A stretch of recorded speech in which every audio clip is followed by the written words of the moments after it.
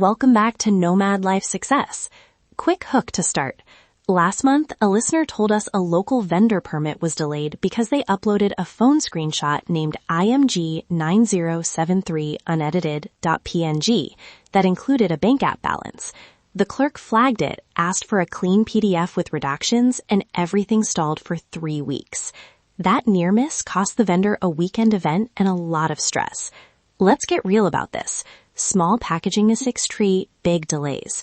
Today, we walk through a privacy-first, jurisdiction-agnostic method to package evidence so that doesn't happen to you. Oof, I've seen that exact chaos. You think a file name is the least interesting part of your day until it becomes the thing blocking your business. We're calling this episode the Form Decoder Clinic, how to translate dense form language into a minimal evidence packet you can assemble in 7 days and keep private while doing it. Panel note. Before we go any further, we recorded expert commentary off-air with a former consular officer, a municipal permit clerk, and an immigration-aware operations advisor. In this episode, we'll summarize their practical input, and we also ran 2 listener cases through an off-air anonymization workflow, so we don't expose anyone. Important. This is operational guidance, not legal or tax advice. If your situation is complicated, consult a local professional. We'll repeat that disclaimer again before the live decodes. Yep. Operational guidance only. Repeat after me. And also, we'll point you to a when to consult checklist in the free toolkit on the show page, so you know when to escalate. We're aiming for portability, a 1-page cover sheet, consistent file naming, UTC timestamps, and conservative reduction rules that avoid oversharing. Okay, let's dive into the core method, the translation framework. Think of 3 moves. 1. Parse the reviewer actor. 2. Translate action verbs into measurable evidence. 3. Map to file formats, naming, and minimal metadata. We'll walk each step with examples. Step 1. Parse the reviewer actor. Who's gonna open this? A consular officer skimming 30 files in a morning has different expectations than a municipal clerk who sees your packet once every few months. Ask, is this legalistic, administratively procedural, or community-facing? Knowing the actor changes how much context you include. Exactly. Example, a Nomad visa checklist often goes to a trained reviewer who wants certifiable dates, authenticated signatures, and clear source documents. A vendor permit clerk cares more about liability and event details. Proof you have insurance or a sanitized ID may be enough. So you parse.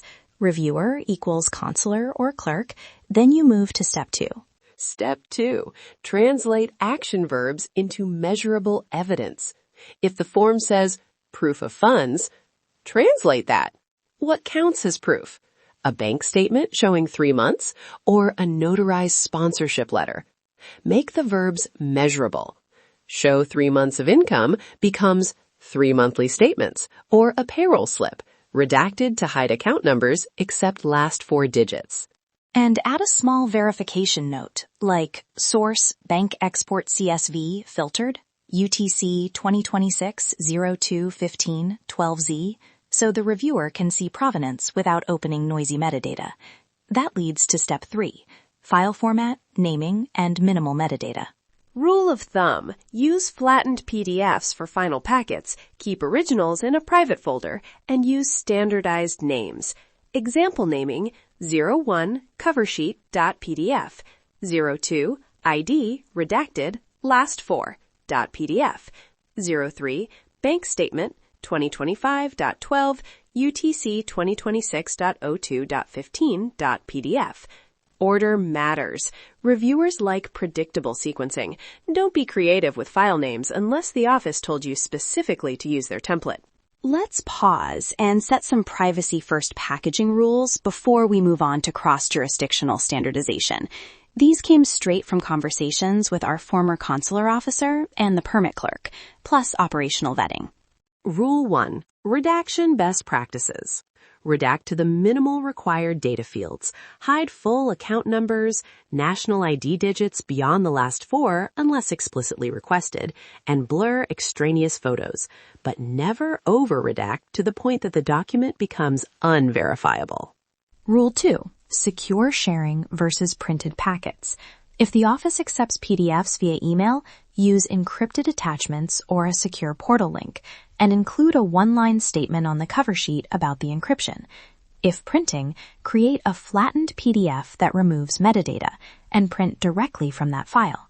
Don't print from an unflattened copy that preserves embedded comments. Rule 3. Metadata sanitation. Many documents embed creator info and GPS in photos. Flattening and sanitize metadata tools remove that. Convert screenshots into a clean PDF export. Don't upload raw image files. UTC stamp your final files in file names so time zones can't cause confusion. Rule 4. Standard file naming conventions and examples.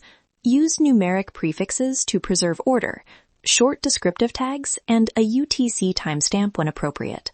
Again, example, 05_agreement_signed_scan_UTC 2026-02-15-08-30.pdf.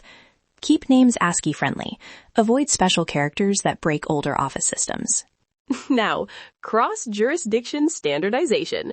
The trick is a portable one-page cover sheet and an evidence map that stays the same, with placeholders for local specifics. The cover sheet should say who you are, what the packet is for, a short what's inside list, and a contact line for clarifications. Keep language neutral and concise. Sample cover sheet language. Applicant, initials, purpose, Nomad visa application, evidence packet assembled per Form X, items 1 through 5. Contact for queries, email at domain, UTC hours. All documents redacted to preserve personal data, originals retained. When to consult, see Toolkit when to consult flags. That last bit matters. Tell them when you deferred to counsel. Also add an evidence map table on page 2. Item number, document name, source, date, redaction notes. That lets busy reviewers find the exact proof fast. And add a one-question clarification line you can use when in doubt. Would you accept a redacted payroll export in place of a stamped payslip? Ask one clear question, not a paragraph of alternatives. All right, time for the rapid decodes of 3 common form types. We'll walk through a concise packaging plan for each: Nomad visa checklist, municipal vendor or event permit, and temporary residency/registration intake. Nomad visa checklist. Parse reviewer as trained consular officer. Action verbs, proof of income and proof of accommodation mean measurable items, 3 months of statements, and a lease or booking that covers the visa period. Packaging, O1 cover sheet, O2 ID last 4, O3 bank statements 2025-12 to 2026-02 UTC, O4 accommodation lease signed UTC. Redaction note, hide account numbers except last 4, remove comments from PDFs, flatten everything. Municipal vendor or event permit. Parse reviewer as administrative clerk, focused on liability and local community rules. Action verbs. Proof of insurance becomes certificate of liability insurance showing policy number and coverage dates. But redact sensitive policy numbers if permitted, and include insurer contact on the cover sheet. Include a small annotated venue map as a separate PDF, labeled clearly, and a proof of ID redacted to last 4. Temporary residency or registration, often a hybrid review. Local registry officers want source documents plus local address confirmation. Action verbs like residence evidence become utility bill or lease dated within the last 3 months. If using a hotel booking, include host contact and a booking reference. Redaction note, hide unrelated account numbers. Before the live listener decodes, another important thing. We pre-screened listener submissions off-air, removed identifying details, and obtained consent using a written template. We'll explain that off-air workflow in full so you can replicate it if you want a third party to help package your documents. Walkthrough of the anonymization and consent steps we used. 1. Remove names and exact addresses and replace with placeholders like applicant initials and city. 2. Scrub EXIF, photo metadata, and convert to flattened PDFs. 3. Obtain written consent from the submitter that includes a list of removed fields and an approval to share the anonymized packet on air. We put that consent template in the toolkit so you can reuse it. Okay, anonymized case A. The original had a bank screenshot showing balances and a messy chat screenshot as income proof. Our mapping: replace the screenshot with a bank export PDF showing transaction lines for 3 months. File name 03, bank statement 2025-11 to 2026-01 UTC, redacted to last 4 digits. Replace the chat screenshot with a signed invoice PDF from the client, and include an email header export as PDF that proves source and date. For case B, a listener submitted a collage image with multiple documents and a full passport scan. We recommended separate each document into its own flattened PDF, label them 02 passport redacted last 4.pdf, 03 lease redacted.pdf, 04 insurance certificate.pdf. For the passport, keep the photo page but redact passport number except last 4 and add a short signer note on the cover. Passport photo page included for identity match, passport number redacted per privacy rules. In both cases, we recommended a short email template to the office. Attached is an evidence packet for form name, cover sheet included. Please confirm receipt and whether this packet meets your documentation standards or if you require originals. Ask for confirmation. It's a conservative verification step that often prevents surprises.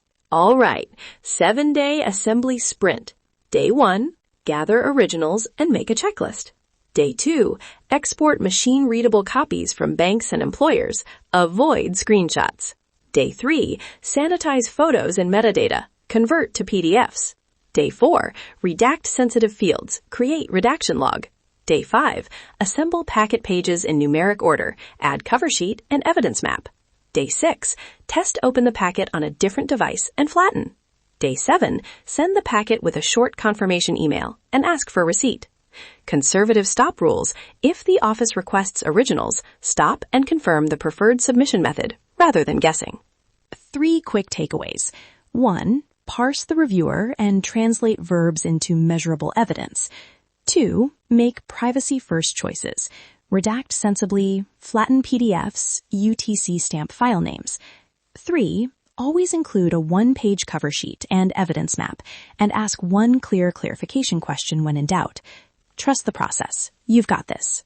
And practical reminder, use the downloadable Form Decoder Toolkit from the show page. It has the cover sheet template, evidence mapping crib sheet, redaction checklist, consent template, and the conservative when to consult flags.